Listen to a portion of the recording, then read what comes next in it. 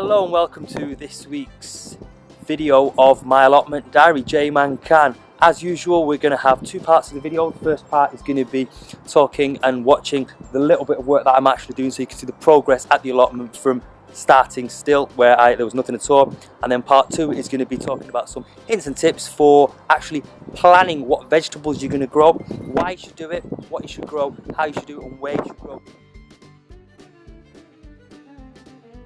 The objective this week is to clear the second bed number 2, get rid of some weeds on it, get some of that cleared up, make a bit of a bed, make it look a little bit more appropriate.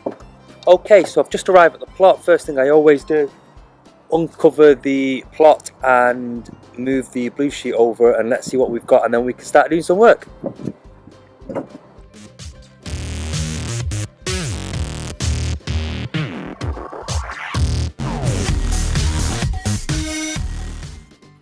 Go.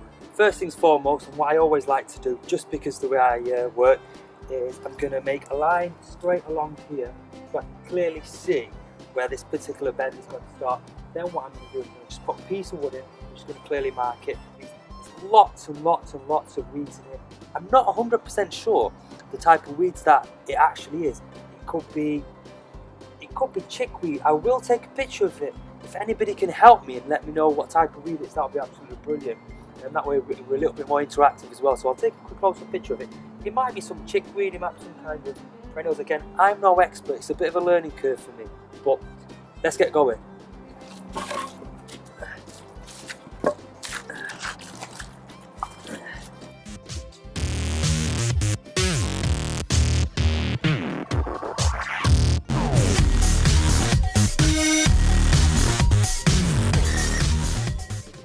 Okay, so I'm really pleased with what I've done so far. Created a bit of a path along here, put a couple of pieces of wood in, just to show and help me work out what the area is. What I'm also going to do now is I'm going to slowly start turning over some of this area, and at the same time taking out the weeds by hand. It's a long job, it's a boring job, but it is a necessary job. If I don't take the weeds out and just turn it up, it's going to grow and multiply and multiply. Fingers crossed today, take out just a small section of it. Once I've taken out some of it by hand, turn a little bit over. And whenever I leave, I always cover the entire plot. If I'm not growing anything on it, I will cover it to make sure no weeds grow. Let's get on with it.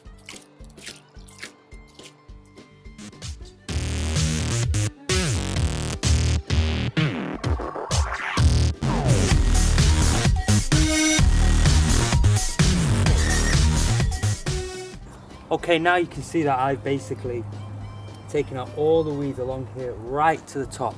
Now, I'm happy with that. That was my objective for today, so I'm pretty happy. Getting this cleared, done and dusted. Thanks a lot. This is the part of the video where I try to be helpful and provide some useful tips and hints and things to think about while you are doing your allotment plot. Now, today we're going to talk about planning. Last week we talked about planning and the physical layout of the plotment, where you're going to put your raised beds and sheds and what have you. Today we're going to talk about planning in terms of why you're going to grow the vegetable that you're going to grow, what you're going to grow. Okay, we're also going to then talk about how you're going to grow it and where you're going to grow it. Okay, so point number 1, why grow what you're going to grow? It's really basic. I have a common rule and it's such an easy thing. Only grow what you're going to eat. Now, why do you only want to grow what you're going to eat? What's the point in growing something when you're not going to eat? It's completely obvious, but so many people I've come across seem to grow lots of exotic things that they have no intention of eating at all. I'm going to eat the standard veg, potatoes, carrots, onions, so I'm going to grow that type of thing. The other thing is, I'm relatively new at allotmenting, and this is a new allotment plot that I've got. So what I'm going to do is I'm going to focus on the basic vegetables. I eat carrots are quite basic, potatoes are very basic, cabbage is quite basic, runner beans are quite basic. So I'm going to stick to the basic ones to give me a self of achievement when I've managed to grow them and I can take them home and go, bloody hell, look at this sack of potatoes, it's going to make me feel good. The other thing also is, it's worth asking your neighbouring plot holders what works and what doesn't work. They may say, well, potatoes don't really work because the soil doesn't work for whatever reason, it's very clayey, this, that and the other. They may say if you put your potatoes out, make sure you cover them or something like that.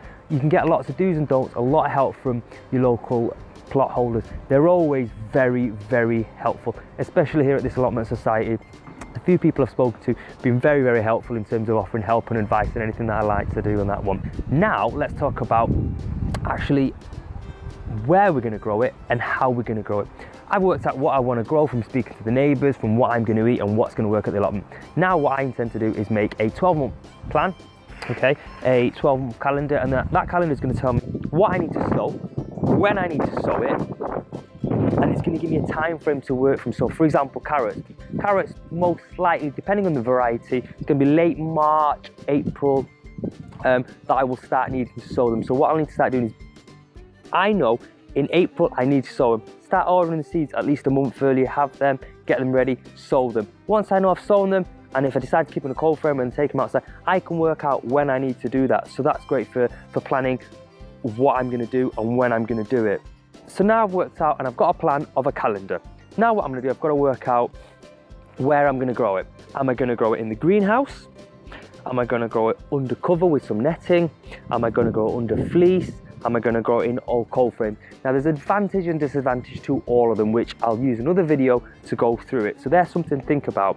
Another tip, last year when I did my runner beans, the little baby plants I did at home, brought them, put them in an allotment. I'm not sure if it was pigeons or crows or what type of particular pest was coming and eating all the baby plants. This year, when I put my runner beans in, what I'm going to do is I'm going to put netting all the way around while they're still young plants, and then they'll be able to grow. Then I'll remove the netting, might even leave the netting in there until they're fully grown. So thinking about how you're going to grow it is important.